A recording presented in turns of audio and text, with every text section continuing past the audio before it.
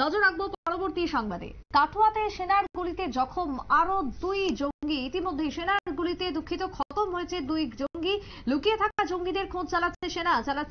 ইতিমধ্যে অপারেশন চলছে। নির্বিঘ্নে বিধানসভা ভোট যাতে সম্পন্ন হয় উপত্যকায়, তার জন্য সক্রিয় রয়েছে কেন্দ্রীয় জওয়ানরা। তবে ভারতীয় জওয়ানদের পক্ষ থেকে এই অভিযান চলছে এবং জারি থাকবে। তবে ইতিমধ্যে যেহেতু ভোট রয়েছে আর এই ভোটকে কেন্দ্র করে পরিস্থিতি যাতে সম্পূর্ণভাবে নিয়ন্ত্রণের মধ্যে থাকে, কোনোভাবে জঙ্গি আস্ফালন যাতে বৃদ্ধি না পায় সে উপত্যকায়, যাকে কেন্দ্র করে চলছে জোর তল্লাশি। ইতিমধ্যে 2 জঙ্গি খতম সেনার গুলিতে। কথা বলবো, টেলিফোন লাইনে রয়েছেন প্রতিনিধি শতাব্দী দেবনাথ। শতাব্দী, কাঠুয়াতে ইতিমধ্যেই খতম 2 জঙ্গি, তাহলে কি এখনো পর্যন্ত ভোটের আগ মুহূর্তেও জঙ্গি আস্ফালন রয়েছে উপত্যকায়, কি মনে হয়?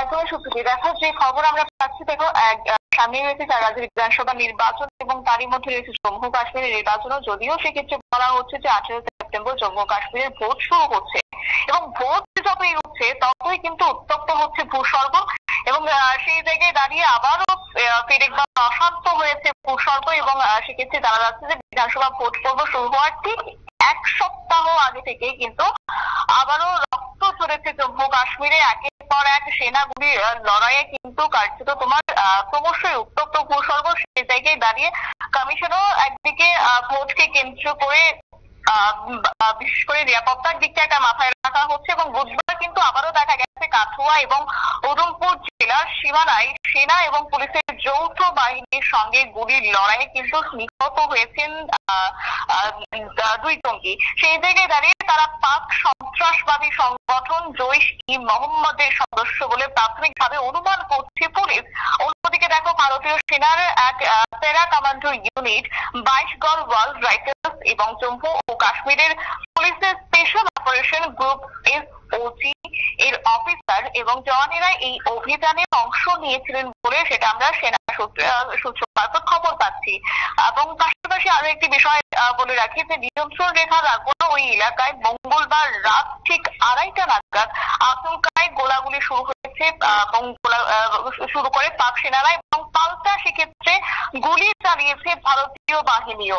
আখনুর সেক্টরে কানাচক এলাকায় পাকিস্তান থেকে ছোড়া গুলিতে বিএসএফ এর একজন জওয়ান আহত হয়েছেন এবং পাশাপাশি তোমার পাক গোলা বর্ষণের আড়ালেই জৈশ জঙ্গিরা নিয়ন্ত্রণ রেখা পেরিয়ে অনুপ্রবেশ করার চেষ্টা করেছে বলে অভিযোগ রয়েছে।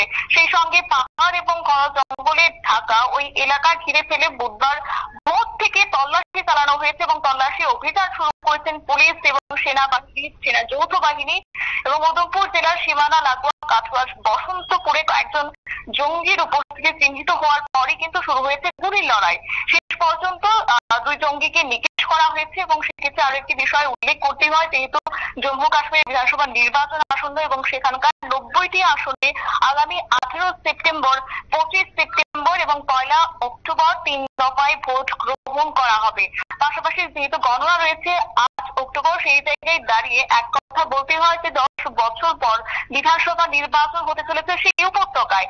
সেক্ষেত্রে আরো একবার উত্তপ্ত হয়ে গেছে। সেই পাশাপাশি সেক্ষেত্রে কোনো জঙ্গি যেন লুকিয়ে না থাকে সেক্ষেত্রে কিন্তু অভিযানও চালানো হচ্ছে। যথারীতি নিরাপত্তা বিষয়টিকে মাথায় রাখা হচ্ছে, যেহেতু 10 বছর পর আরো একবার বিধানসভা নির্বাচন উপত্যকায় হতে চলেছে এবং পাক গুপ্তচর সংস্থা ISI মদতপুষ্ট জঙ্গিরা পরিকল্পিতভাবে ভোট বানচাল করার লক্ষ্যে কিন্তু অনুপ্রবেশের চেষ্টা চালাচ্ছে, যেটা পুলিশ দাবি করছে। তবে বিধানসভা নির্বাচনের প্রাক্কালে ফের যে একবার অশান্ত হয়েছে ভূস্বর্গ, সেটা আজকে আবারও স্পষ্ট হয়েছে। গতকাল রাতে জম্মুর আখনুর সীমান্তে সংঘর্ষ বিরতি লঙ্ঘন করে গোল বর্ষণ করেছে পাক সেনারা, যাতে করে আহত হয়েছেন এক বিএসএফ জওয়ান। এই জায়গায় দাঁড়িয়ে তোমার এবার উধমপুরের নিরাপত্তা বাহিনীর অভিযানে বড়সড় সাফল্যও এসেছে। এনকাউন্টারে খতমও হয়েছেন জঙ্গিরা এবং গোপন সূত্রে আরো একটি খবর পাওয়া গেছে যে জঙ্গি দমনে কাঠুয়া জেলায় অভিযান চালিয়েছে সেনা এবং কাশ্মীর পুলিশের বিশেষ বাহিনী এবং তখনই কিন্তু যৌথ বাহিনীর গুলিতে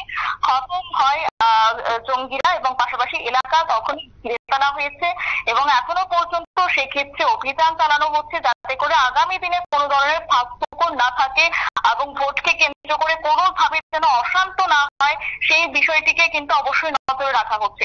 সুপ্রীতি। একেবারে তাই, ধন্যবাদ তোমার শতাব্দী। অর্থাৎ এই মুহূর্তে দাঁড়িয়ে কাশ্মীরকে যাতে সম্পূর্ণভাবে নিরাপদে রাখা যায়, বিশেষ করে ভোটের আগ মুহূর্তে দাঁড়িয়ে, তার জন্যই বিশেষ অভিযান চলছে এবং এই অভিযান জারি থাকবে লাগাতার ভাবে, যেমনটা সেনা জওয়ানের পক্ষ থেকে জানানো হয়। ছোট্ট একটা বিরতির পর ফিরে আসবো, সঙ্গে থাকুন।